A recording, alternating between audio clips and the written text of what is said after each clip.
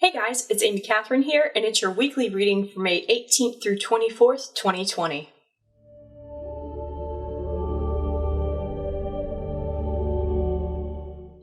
Okay, so if you've never been to my channel before, welcome.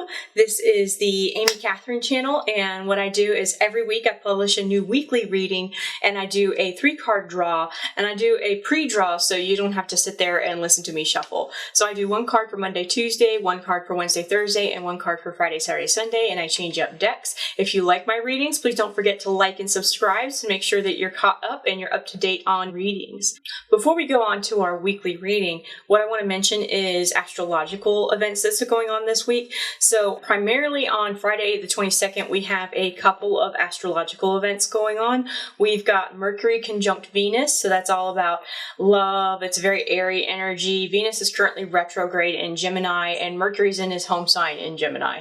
And when they go conjunct, it's very much there's a want to talk about your relationships. There's a want to talk more about love, partners, and with Gemini, it's a very quick, airy sign. It's a very quick-witted sign, and when this happens in Gemini, I sort of predict this sort of energy where you're going to be communicating with somebody, your partner or significant other, or there's going to be a lot of back and forth. There may be technology involved because Mercury rules technology. So if you're looking for a partner, if you're single and looking for a partner, there may be some back and forth on Tinder or Twitter or whatnot.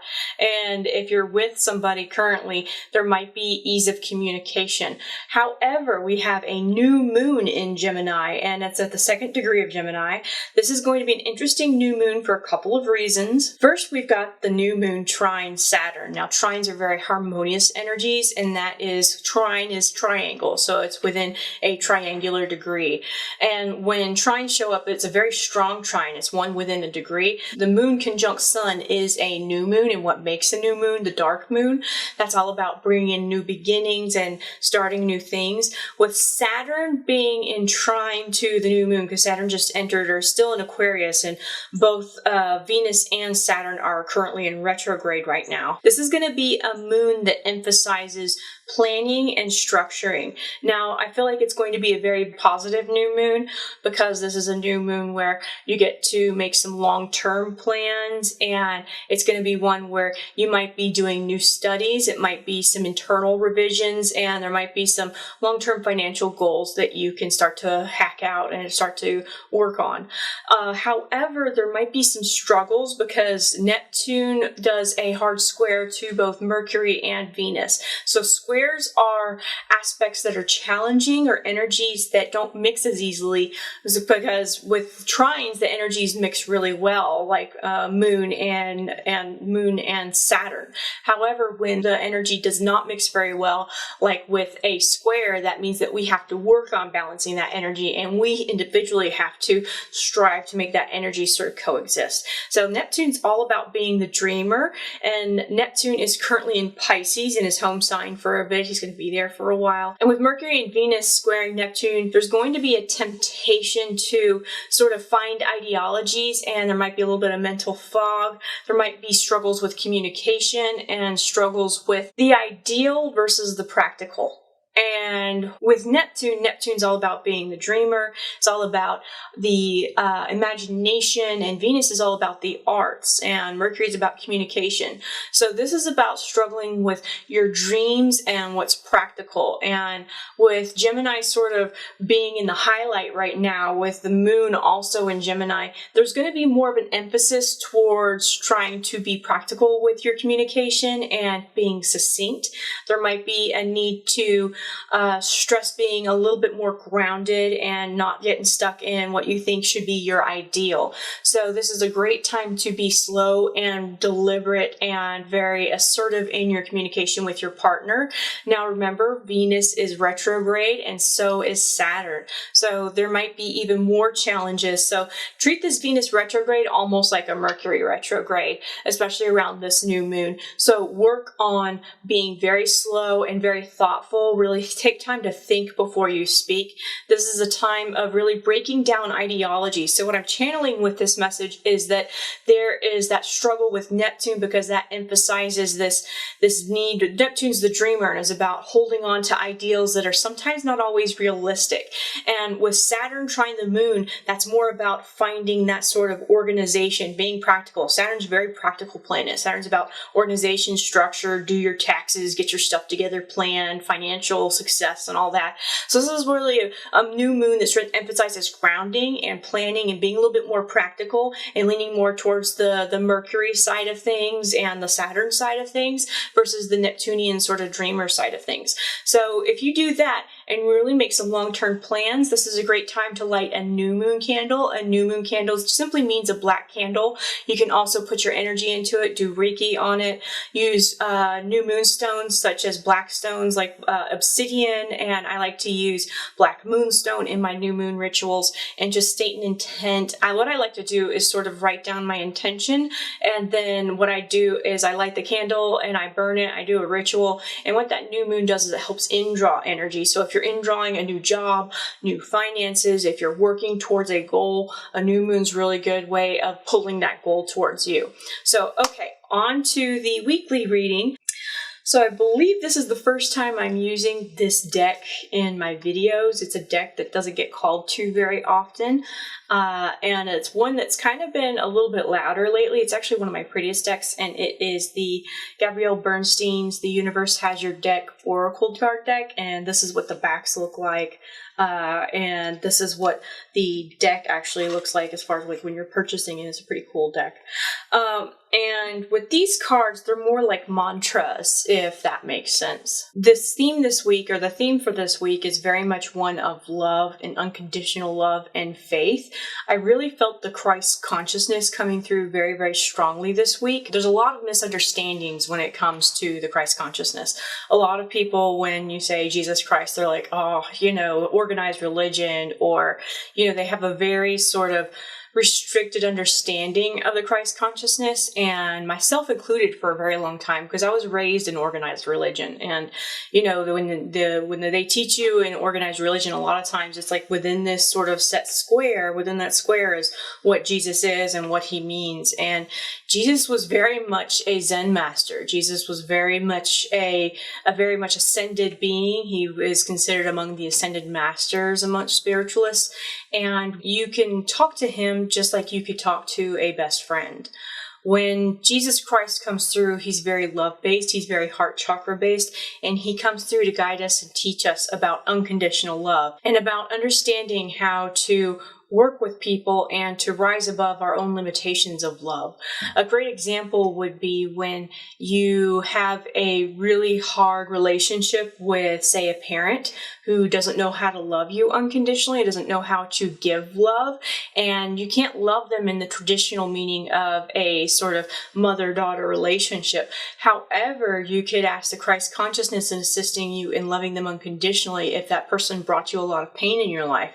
Loving them unconditionally is a little bit different from loving them in a physical way, because you're loving them through the eyes of the universe. You're loving them as a soul, and you're loving them in spite of their flaws. That doesn't mean you're allowing them to abuse you again or hurt you. It means that you're the better person and that you're tapping into the universal soul and the universal consciousness and the God spark within you.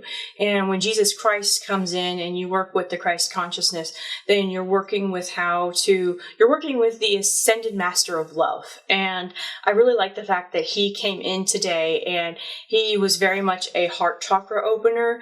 And with today's reading, this is going to be about balancing faith and love. With Monday, Tuesday, I choose to learn through love. And that's this card right here. And with this card, what I channeled with the sort of Christ consciousness energy, this is about seeing things from the eyes of the love of the universe. There may be situations or something that might be problematic. I feel like there might be a relationship issue because a Venus energy strongly came up with this card.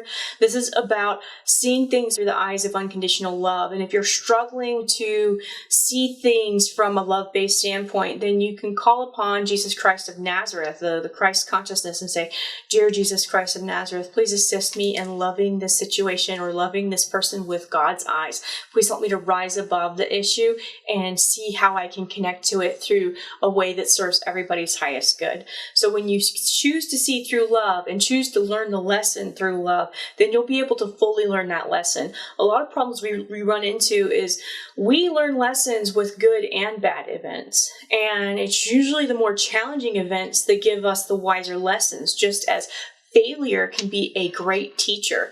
So when this energy comes up, this isn't so much about failure as it is about challenges that are great teachers. And what this is asking is that seeing this situation through love, pulling yourself sort of out of it and being a little bit more in a sense of objective love, and seeing it from a universal standpoint will really help you to see clearly the lessons that you are needing to learn with the situation that's presented itself to you. On to Wednesday, Thursday, we've got a really beautiful card. It says, I let go of the shadow of the past by seeing someone for the first time with the eyes of love. And that's this card right here. It's got a very pretty sort of watercolor eye. And with this card, again, we have the emphasis of love. And this is about not only seeing the situation with love, but seeing people with love and choosing to actively see with unconditional love. This may include letting go of old karma. I know when Venus retrograde comes up once every 18 months, this is a time that sometimes ex-lovers or ex-soulmate relationships or ex-people that you were really connected to might resurface again, or there might be a karmic finality involving with that connection with them. This is a great time to see things from your higher self standpoint. Ask yourself, what are my guides trying to teach me with this lesson? What can I learn from this lesson by seeing the person or seeing the situation with the eyes of unconditional love? A lot of the time, people are angry towards us or have issues with us because they're in pain and they're projecting that pain out onto us. You have to remember how other people treat you is never about you. It's about themselves and how they see their reality. And they project their reality outward, and they project how they see others outward. And they oftentimes, people who are stuck in their ego will project their issues onto others. That's why with narcissists, oftentimes their friends and loved ones are never good enough for them. So for those of you who have dealt with narcissism and those of you who've dealt with people that are very egoic, they're very much in a comparison mode. They're in a mode where they have to feel superior to those around them. And this is really because they are projecting themselves and they have this need to feel greater than those around them because they have a very insecure sense of self-worth. So they project that need onto others and they try to vilify others to push them down so that they can feel better about themselves. In this case, this is about letting the whole situation go, and this is about recognizing that other people's pain is about them and how somebody who may be treating you poorly, this is really about forgiving them, and this is about recognizing them through love and seeing them with that eyes of, aha, you're doing this because you're in pain, not necessarily because it was an issue with me or because I was at fault. This is because there is a pain there that you're trying to fix by projecting the situation onto me. So this is about love and forgiveness. On to the weekend, Friday, Saturday, Sunday, we have a really neat card. The more energy and intention I bring to my faith, the more fearless and free I am. This is about liberation through faith. It's a very beautiful hummingbird. Hummingbird totem is all about being carefree, being happy in the moment, being present. Hummingbirds have the fastest wing beat. Hummingbirds are beautiful creatures. They also are very, very quick, and they're one of the few birds that can really hover and be very beautiful, and they hover like a helicopter. If you've ever seen hummingbirds live, they're like zzz, zzz, zzz. And when hummingbird totem comes up in shamanism, that's all about having fun in the moment. It's very similar to bee spirit, which is also one that can hover, being present and being a little carefree and being happy. And one of the things that you can always pray for is praying for more faith. When you're in a situation where you feel stuck or you don't like the situation that you're in, this is about being in a state of acceptance and also being in a state of faith and understanding that this too shall pass. This is temporary. This is temporary if I allow it. This is about being in a state of acceptance of your current situation and then asking for more faith so that you can have the faith to manifest with the universe. Probably one of the hardest lessons we learn is one of understanding that we're tangoing with an invisible force of the universe, that we have to take a leap of faith and we have to take a leap into the unknown and we have to venture forth in uncertainty and trust that that unknown will bring us our joy and will bring us into our grace. And for many of us, we like to control the situation. We like to plan. We like to overthink. We like to have all of our T's crossed and all of our I's dotted.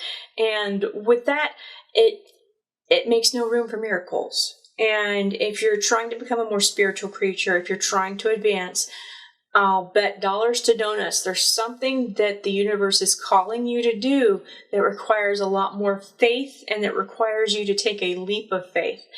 And if you're having trouble with that, then simply say a prayer out loud or in your head. I pray for more faith. Dear Lord, please send me more faith and please help me to have more faith in the universe and faith in you and faith in that which is everything that serves my highest good. Thank you. And what this is about trusting the unknown. And I anticipate this weekend there may be a leap of faith or there may be a request for more faith. There may be a level of uncertainty. But when you have enough faith, when you become present, when you understand there's always potential in the reality you exist in, when there's always potential in the unknown, then the unknown is not as scary. We also have to accept that there's always a level of unknown. I mean, raise your hand if you ever thought that you were going to live through a pandemic. Neither did I, and I'm a psychic. So this is a time where you have to have faith in the unknown and understand that sometimes there's a greater role with circumstances that we go through, that there is a greater reason and that we can use that energy in our favor, and that fear is really our true enemy. And that fear comes from the ego. It comes from our want to feel in control of situations and of life that we never really have control over to begin with. We don't have control over all aspects of life. There is always a level of risk and unknown. And when we accept that, then life isn't so scary. And that's what this weekend card is trying to teach us.